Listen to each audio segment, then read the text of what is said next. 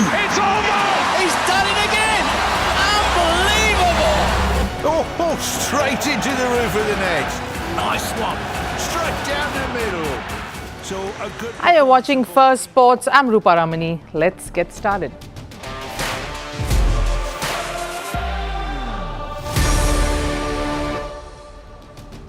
Right, it's a show today that is going to be filled with emotions, and at the heart of it all is you, the sports fans, the ones who turn up everywhere, anytime to cheer on your teams, your countries, your heroes, no matter the time, the day, the place. First up, cricket and the Indian Premier League. The Virat Kohli and Head flare-up gets uglier. Fans subject Head and his wife to online abuse. Does Kohli hold the key to preventing something like this from snowballing? The timings may be all wrong, the monies may not be all there, and financially this may not make complete sense, but it is happening, and FIFA World Cup is set to be broadcasted in India finally. I'll tell you why this decision beats all the reservations I just mentioned. And if India needs to change the way they think as a sporting nation, they don't need to look any further than this weekend and Gurindervir Singh's achievement. The fastest man in India, this athlete is showing us all how the biggest roadblock in the country with the 100 meters event is the most simple yet difficult thing to overcome. Stay on to know more, but first the headlines. Starting with cricket and the Indian Premier League, Rajasthan Royals sneaked in to be the fourth team to make it to the playoffs. They secured that fourth spot by beating Mumbai by 30 runs to finish with 16 points, one more than Punjab. Jofra Archer put in an all-round show by scoring 32 runs and picking up 3 wickets. Moving to Formula One, Kimi Antonelli continues his dominant run in the season. The Italian registered his 4th consecutive win at the Canadian Grand Prix. Joining him on the podium were Lewis Hamilton and Max Verstappen, who even lifted him up in celebrations. Over in tennis, Novak Djokovic escaped a first-round scare at the French Open. The former world number 1 lost his first set to Giovanni Mpecci Pericard, but bounced right back to win the match 5-7, 7-5, 6-1, 6-4. Football news next. West Ham's 14-year stay in the top flight of English football has ended. The London-based club has been relegated from the Premier League despite winning their final match over Leeds United. Tottenham's win over Everton means West Ham finishes 18th in the points table. And summing it up with athletics, records tumbled at the Federation Cup in Ranchi after Gurindervir Singh became the fastest Indian in the 100-meter dash. Vishal TK clocked 44.98 to become the first Indian man to break the 45-second barrier in the 400 meters event. Later that night, Tejaswin Shankar also became the country's first decathlete to cross 8,000 points.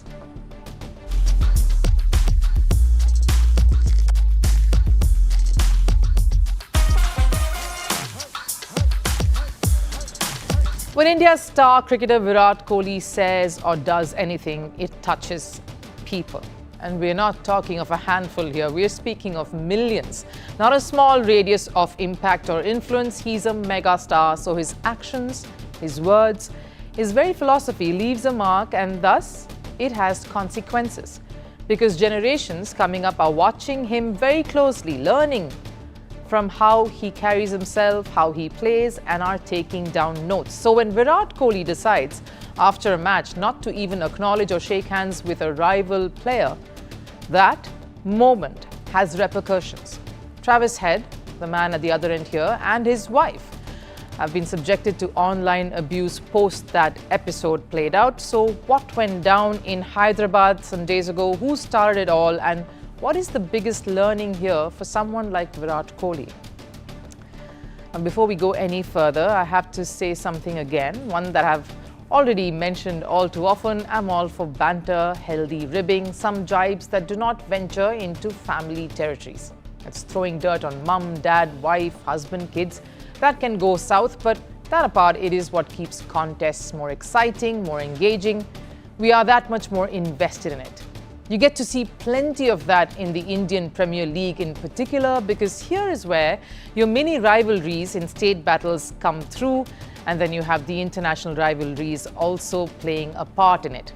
India versus Australia. That is massive, and it's transformed into a very intense, exciting affair over the last decade. Great for the game, great for the growth of the two countries here and the fans of both these nations. But here's what happened when RCB took on SRH in Hyderabad. Virat Kohli and Head got into a bit of a banter, as they say. Some words were exchanged and gestures were made.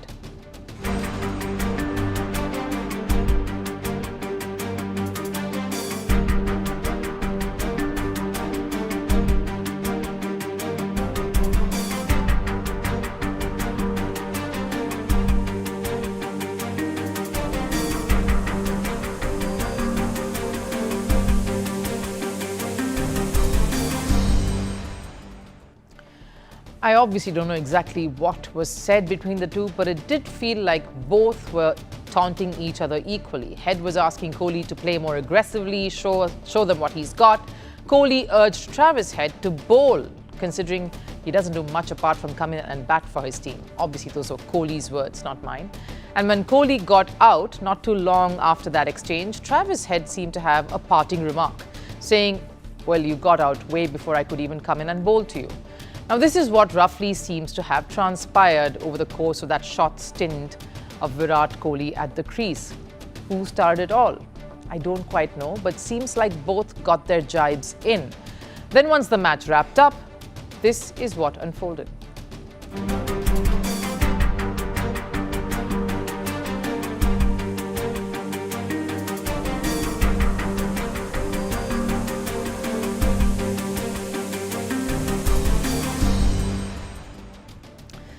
The no-handshake move. It's a classic.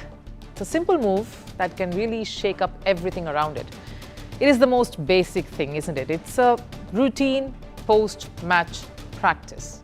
It's a part of the process. You walk out the field, and as you do, you shake the hands of your opponents. Game well fought. Everyone had their fair bit of fun, enjoyment, excitement, and it's done. And of all the things you can do to your opponent, the no-handshake, I believe, is a little brutal, almost like a signal that this is over. And last year alone has seen way too many instances of that no-handshake saga hitting international cricket.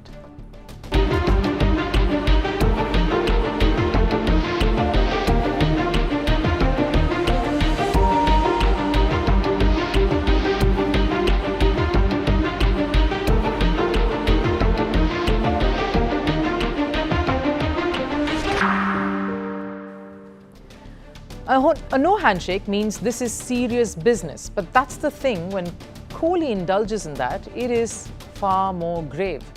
Because this is no ordinary India cricketer. Virat Kohli is the very symbol of the sport, of India's worth in the sport. So if Kohli is miffed and does something like that, an action like that, it has consequences, and both Head and his wife got a first-hand experience of what that meant.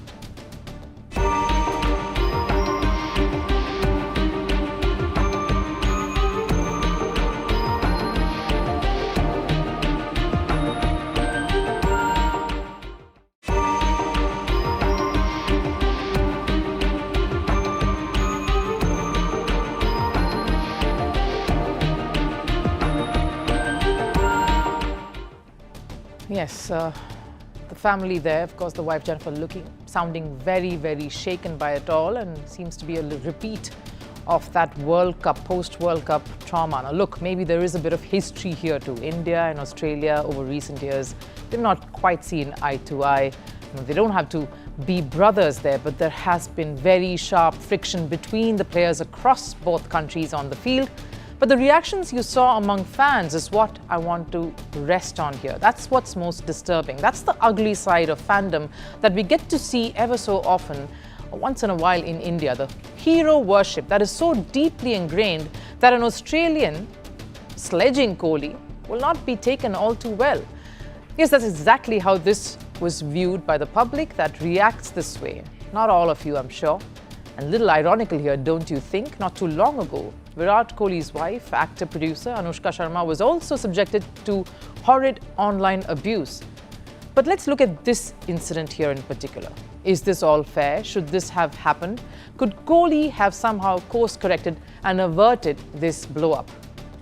Look, Kohli is a larger-than-life athlete. His actions leave a mark. His behavior, his mannerisms, they will be replicated. Now, while I do not particularly have any problem with the aggression he displays on the field, carrying it past the match, way after the game's concluded, isn't quite sporting, given the circumstances and how seemingly harmless it all was, especially this episode. Is it difficult to do that? Infinitely so, and more so for someone like Virat Kohli, who hates ending up losing a battle or being on the losing side, because when he gets into it, he makes sure he wins. But he needs to realize when he wins, the nation wins. No matter which team he's playing for, his fans celebrate. And when he loses, fans lose and vent. It happened to New Zealand's Glenn Phillips, which thankfully turned out to be a bit of a hilarious moment.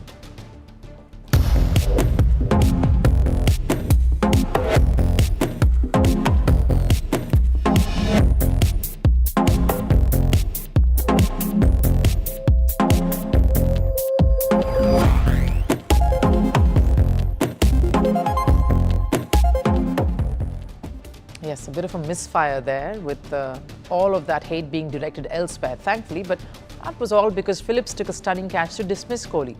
But that's how Kohli's superstardom has transformed all of this. Because his die-hard fans, and there are millions of those, mirror his emotions, his joys, his sorrow, his anger even. Yes, it's not easy to change or temper your natural responses. You've grown with it. After all, Kohli wearing his heart on his sleeve is exactly what's carried him this far in international cricket and to this stature. That is part of his DNA. But if we are the sum total of our experiences, Virat Kohli is definitely a sum total of his fans. So if he holds that much sway, then there is just that much more he will simply have to do to work on getting the right messaging across to his fans, which he does, and he has of late. He has been vocal about certain matters, certain key issues like non-cricket sports, including hockey, getting its due, of the importance of families' contributions to a cricketer's journey and their achievements. But when you are at that level, when you command that much fervor, that much attention from such a huge horde of people, there just has to be more expected of you. And that includes making sure fans understand your intent, your actions, and don't get influenced by it the wrong way. You may not like it. You may feel stifled. But that's what comes with this level of superstardom. Yes, you didn't ask for it. You probably didn't want all of this. You just wanted to be the best batter in world cricket. But all this fandom is the bonus you get. This fan following now belongs to you, and how you shape them, whether you like it or not, is on you alone. Massive news for Indian football fans after months of uncertainty, silence and fear over whether India would even get to watch the 2026 FIFA World Cup properly. The biggest tournament in football is set to be broadcasted across the country. India is expected to officially secure the rights for the 2026 FIFA World Cup soon, with the deal believed to be worth between $30 to $35 million. And honestly, this feels personal, because for millions of football fans in India, the World Cup is not just a tournament, it is an emotion. So while it may look like a win for FIFA in reality, it is the fans who will be the real winners. Look, India may not be playing the World Cup, but every 4 years, this country feels like it is a part of one. From the lanes of Kolkata to the beaches of Goa, from Kochi's midnight screenings to youngsters in Bengaluru, in Mumbai, staying up till 3 a.m. in the wee hours to watch Messi, Ronaldo and other top stars perform. The FIFA World Cup changes India. For that 1 month or so, the country forgets everything else and breathes the sport. And despite the broadcast timings not being suitable for the Indian audience, the die-hard fans will skip sleep, schools, colleges, assignments, work meetings just to stay up through those magical nights. And that is why the uncertainty around the broadcast rights felt unfortunate. What if Indian fans were priced out of their own emotion? And let's be honest here, football fans in India already give so much to the sport without getting all that much in return.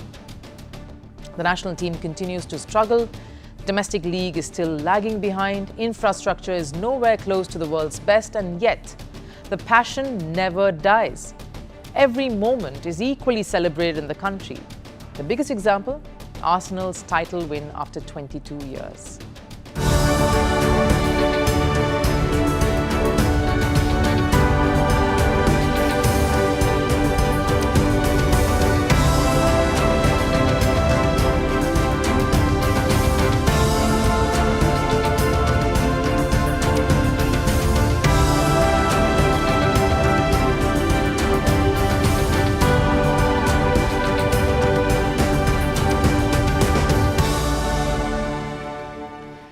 That's the beauty of football's Indian fans. They love the game with everything they've got. And here's the thing, the EPL, the La Liga, basically the league fixtures still run year-long. The FIFA World Cup, that comes only once every 4 years, an event where all the top stars from across the globe come under one umbrella, which makes it even more important. And FIFA knows this. Why do you think India remains such a crucial market? Viewership is insane. The young audience is only growing every single year. European clubs now tour Asia keeping India in mind. The Premier League, Champions League, World Cup, they all know there is football hunger here. There's potential to be a lot of the world. That's what we want to achieve together. How long will it take?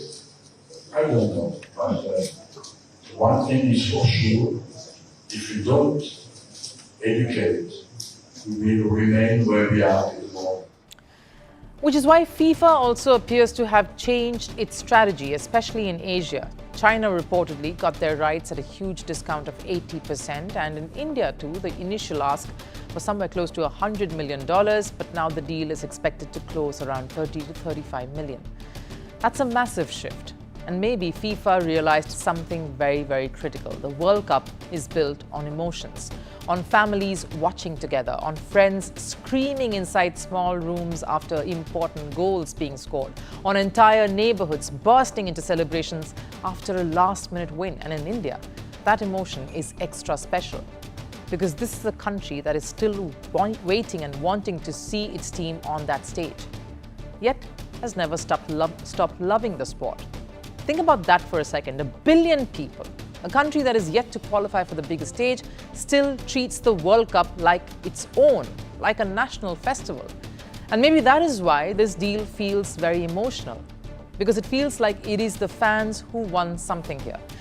It's a moment where FIFA will find new audiences. Kids will pick their first football heroes. The Messi, Ronaldo fans will witness their idols walk out for the last time. A new generation of stars will take over, but none of that would have mattered if fans here could not have experienced it together. That is what this deal saves.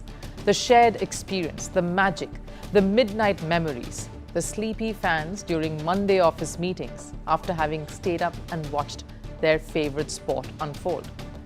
Basically, the feeling of being part of something far bigger, far more monumental than themselves. Because football fandom isn't just about who watches the matches from the stadium.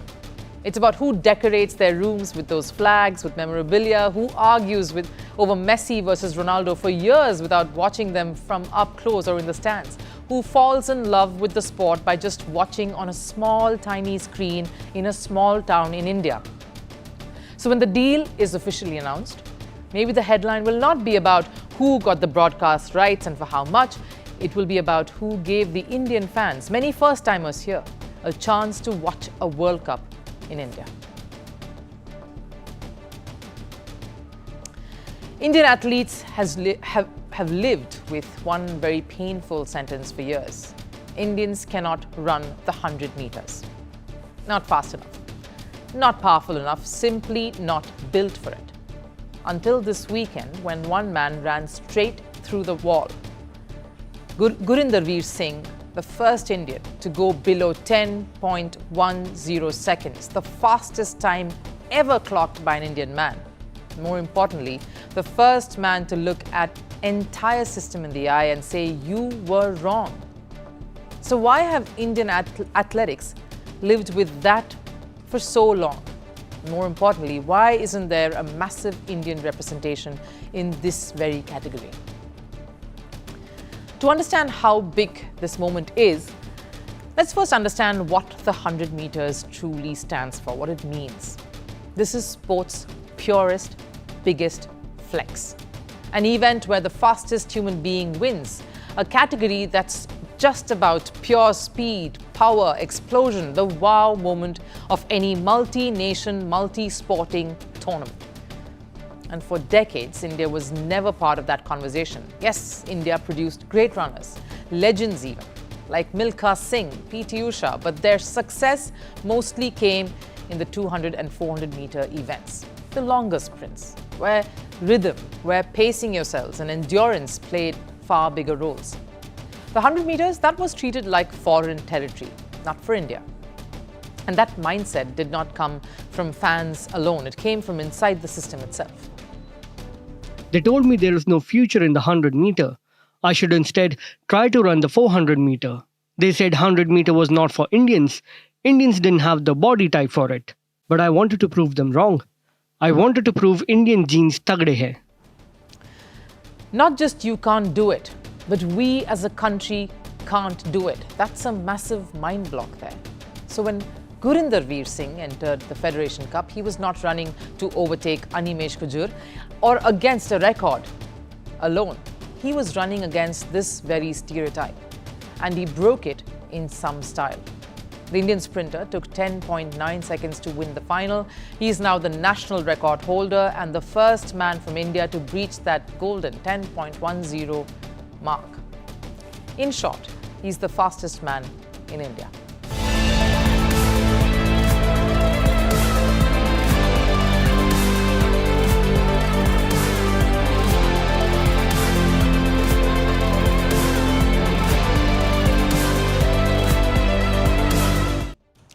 So here's the bigger question. Why has India failed in here? Why have we hardly produced elite sprinters in the fastest event on earth? Reason number one, infrastructure. The 100 meters is a very specialized event. You need world-class tracks, explosive strength training, and high-level coaching from a very young age. For years, India simply did not invest enough in this. Reason number two, talent identification in many countries. Kids who show natural explosiveness, that quick reaction and initial burst that you need on such an event are pushed towards sprinting early. The likes of Usain Bolt, Kishane Thompsons. In the current era, of course, Noah Lyles. They are products of this. In India, raw athletic talent often gets lost or diverted into other events that are believed to be sure shot or better suited for India. Or worse, simply never discovered.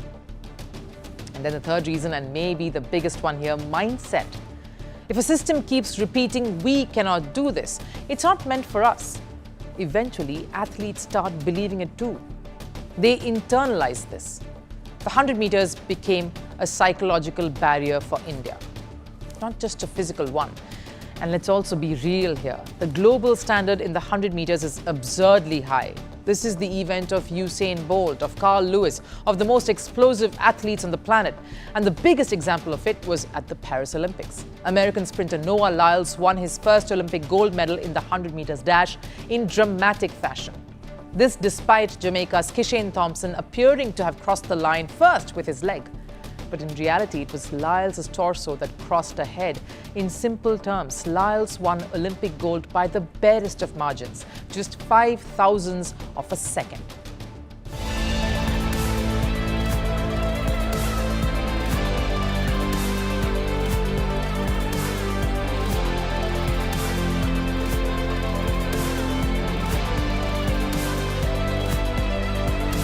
So when Indian athletes see all of this play out, the gap feels more impossible to breach. But sport changes the moment one person decides, hold on, the impossible is actually worth chasing after. And that is exactly what Gurindervir is doing. But here's the thing, it wasn't just one moment that led to this historic night. It had a proper build-up. First, he clocked 10.17 in the semis, a national record. Minutes later, his biggest rival, Animesh, broke it with a 10.15 finish. The duo competed neck-to-neck in the semi-finals. They pushed the barrier heading into that big final, and eventually it was Gurindervir who made history. And his talent was obvious even early in his career. In 2021, he first made his mark running a 10.27 at just 21. That is not just speed, that is mentality. That is an athlete simply refusing to let his moment go. And maybe that is the most beautiful part of this story. Whatever his motivation is, you go with it, don't you? There's nothing more satisfying than proving people wrong. It's nice when people say you can't do something and you proved them wrong. It's very, very satisfying. And this record did not come in a perfect system. It did not come with American-style resources or Jamaican sprint culture. It came through sheer stubbornness, through a kid who refused to accept any limitations placed on him. And you know what this performance does? It changes the conversation here in India altogether. Suddenly, some 12-year-old somewhere watching this play out in Punjab, maybe Haryana, Kerala, even down south in Tamil Nadu, will think to himself or herself, maybe I can do that too. I'll run the 100 meters now. That is how cultures change and transform, not through speeches or monologues, but through moments like this one. Gurindervir Singh did not just become India's fastest man. He told everyone that it isn't genes that is holding India back in the 100 meters event. It is just the mindset. Time for last serve. Arsenal lifted the Premier League trophy on the final day of the season. With the title already confirmed, Arsenal registered a comfortable win over Crystal Palace. The scenes across North London were electrifying as Arsenal ended a 22-year wait for league glory. Take a look.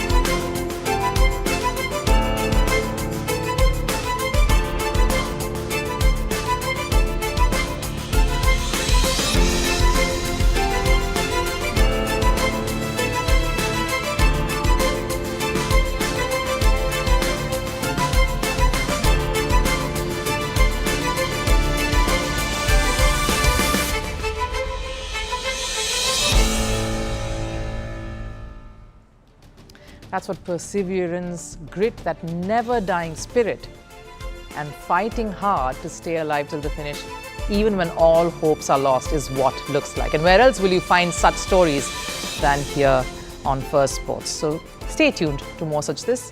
I'll take your leave and I'll see you again tomorrow.